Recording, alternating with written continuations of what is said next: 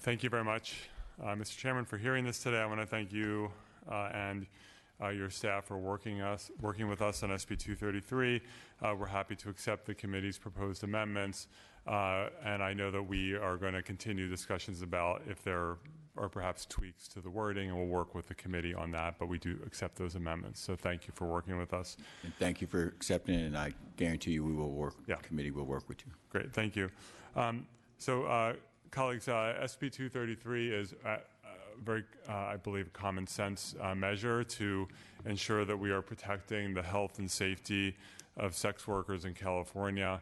The bill does two things. First of all, it creates incentives for sex workers to come forward to report violent crime, as opposed to being dissuaded from reporting violent crime for fear of being themselves arrested for sex work. And it helps ensure that sex workers have an incentive to carry condoms with them.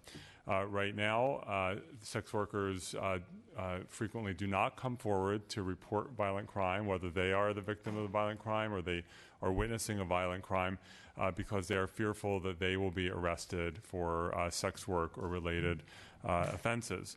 We know that sex workers are at significant increased risk of being victimized, whether it's assault or rape or kidnapping or robbery, so forth. We also know that there is a significant fear that they'll be arrested if they come forward. When a sex worker does not come forward to report a violent crime, that puts us all at risk, because it means that someone who is violent remains out on the streets. So the bill will provides that if a sex worker is reporting a specified list of violent crimes, they will not be able to be arrested for sex work-related offenses. The second piece of the bill has to do with possession of condoms. Unfortunately, there are still law enforcement agencies that will use possession of condoms as probable evidence of probable cause that someone has committed sex work, and it can be used in a court case. That, of course, creates a huge incentive for sex workers not to carry condoms with them.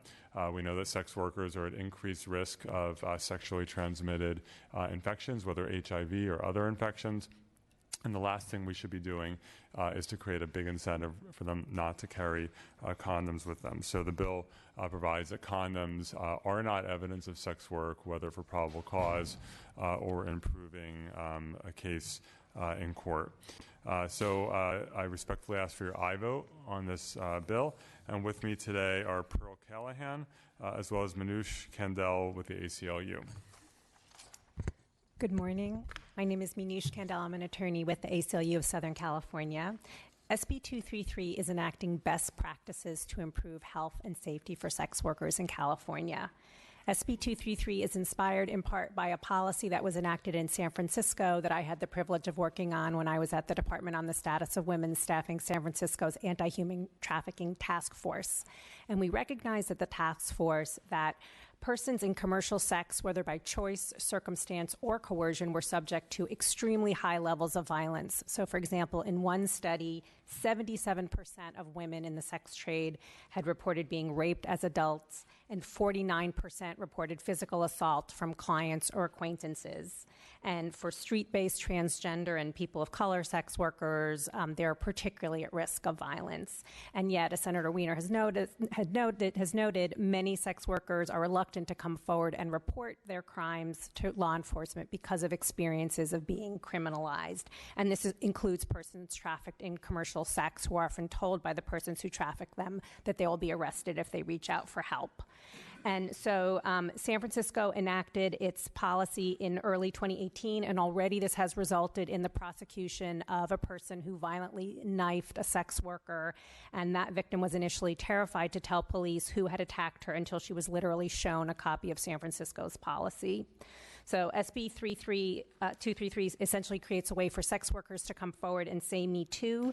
In addition, numerous groups are supporting it, including the Los Angeles and San Francisco District Attorney's Office. And Nancy O'Malley, the DA from Alameda County, had to leave, but she asked me to say that their office is also in support and should be getting a letter in soon. The other really important provision of SB 233 deals with not permitting condoms to be used to criminalize sex workers. And currently, we have a very contradictory policy in California where public health departments are spending millions of dollars to distribute and encourage the use of condoms. And in many of those same jurisdictions, police are using those same condoms as evidence to arrest people for sex work, which obviously creates a disincentive for sex workers to carry condoms, which increases risks of HIV, sexually transmitted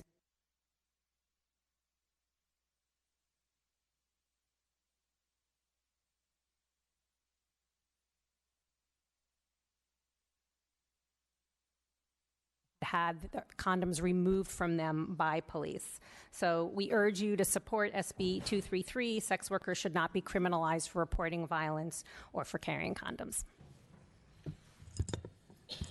My name is Pearl Callahan, and I'm a member of the Sex Workers Outreach Project, Sacramento. I've been a sex worker for 40 years. I was trafficked for 10 of those years. I'm from Sacramento. I'm from a pretty rough section of town. My family's poor. I'm from Oak Park. I'm from my father, single man with 9 kids, raising us. I found myself pregnant at age 16. I didn't have anywhere to go. I had no money. I had a boyfriend that was 30 years old that told me, "Don't worry about it. I'm going to take care of you." His taking care of me was to put me on the street. And when he put me out there, I wasn't allowed to use condoms. He would not let me use condoms to protect myself because he said if I got caught with them, I'd go to jail. And if I go to jail, I can't make money. I can't support my son. So the very thing that was keeping the public safe, my community safe, me safe, I wasn't allowed to use them. And this has to stop. The state of California, Department of Public Health, they have a program. It's called Getting to Zero. And their goal is to, by 21, no new HIV transmissions. And I'm here to tell you that that's not going to happen without us. If I am not safe, then you're not safe. It's very, very important that the public knows that when I'm affected, it affects all of us. And so SB 233 is so important to protect the public, to protect me, to protect my community. So please vote yes on this. Thank you. Any other witnesses in support? Good morning. Glenn Backus for the Ella Baker Center for Human Rights and Drug Policy Alliance in support. Hello, Amy Retzebek with the Erotic Service Providers Union, and for the safety of all Californians, I urge you to please support this. Thank you. Maxine Dugan of the Erotic Service Providers Legal Education and Research Project, a sponsoring organization, and we urge your support for this bill. Daniel Gutierrez on behalf of the California Attorneys for Criminal Justice and the Free Speech Coalition, both in support. Jacob Fraker, National Association of Social Work, California Chapter, in strong support. Good morning. Deputy District Attorney Tamar Tokat with the Los Angeles County District Attorney's Office in support. James Birch with St. James Infirmary, proud co-sponsor and strong support. Thanks. Kristen D'Angelo, Executive Director of the Sex Workers Outreach Project, Sacramento, also a consensual sex worker and a survivor of human trafficking. I'm in strong support, and my organization is as well. Jim Lindberg on behalf of the Friends Committee on Legislation of California in support. Arnita Rogers, ACLU, in strong support. Thank you. Are there any witnesses in opposition?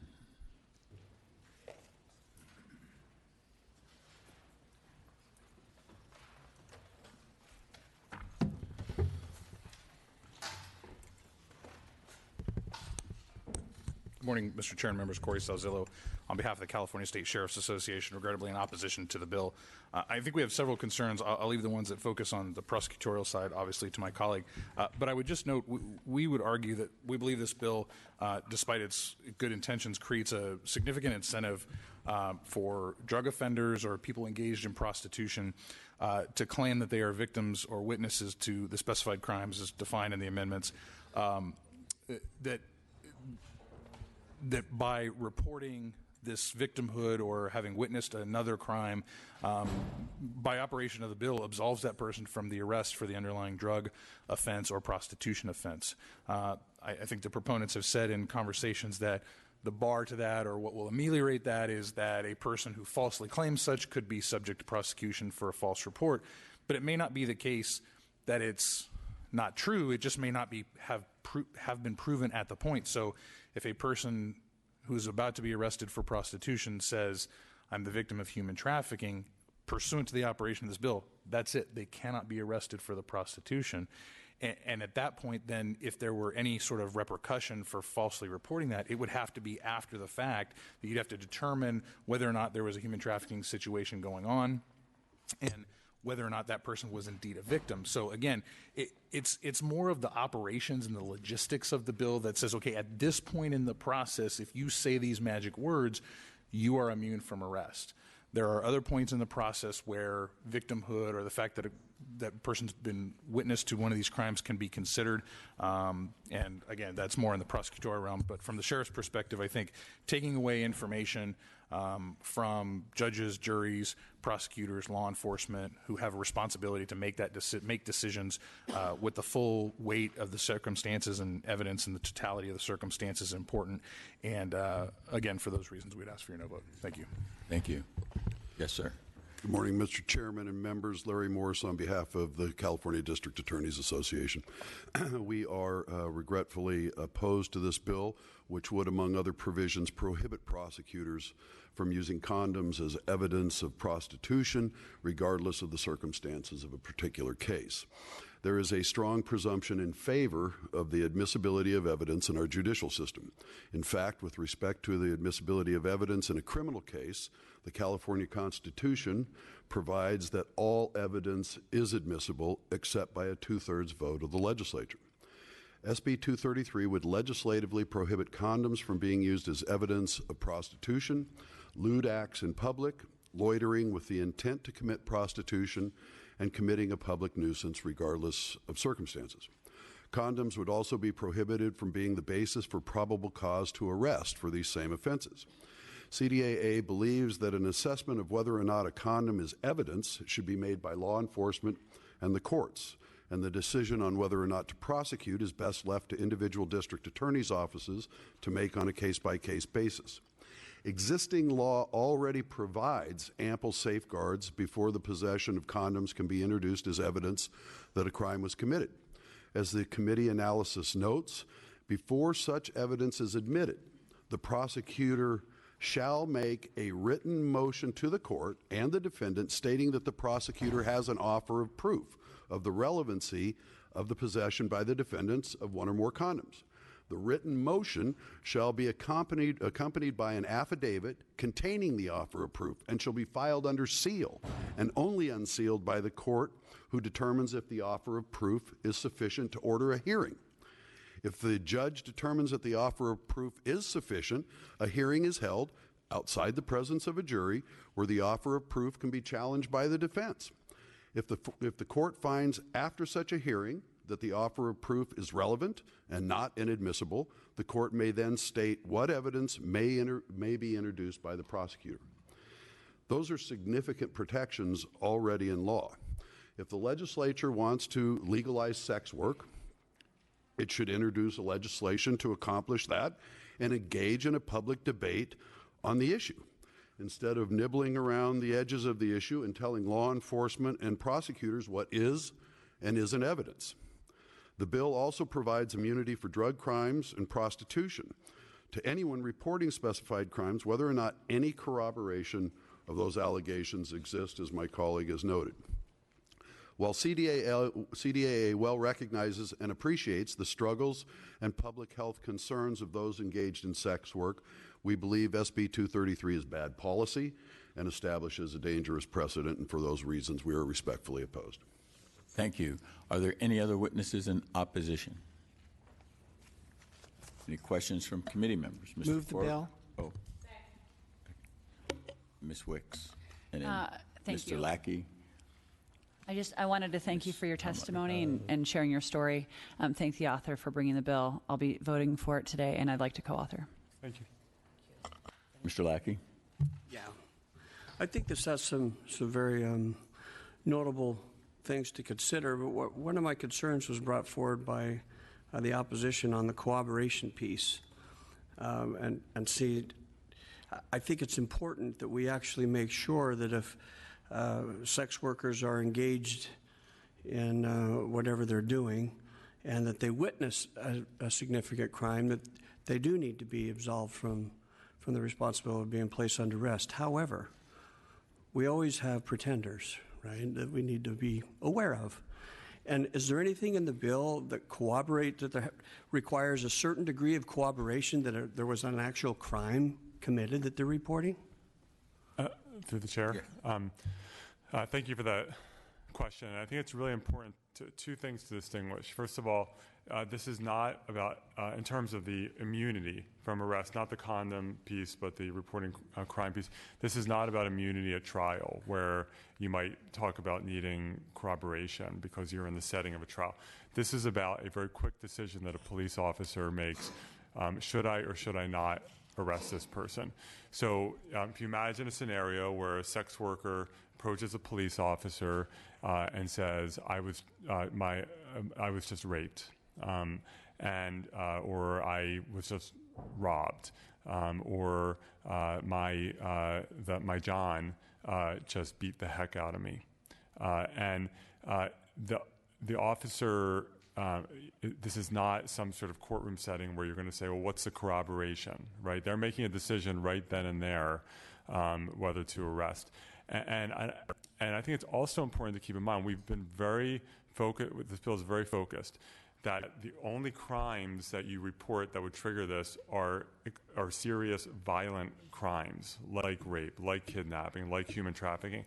And the crimes for which you are immunized from arrest are crimes that are not particularly serious. Possession of drugs, prostitution, loitering, being a nuisance.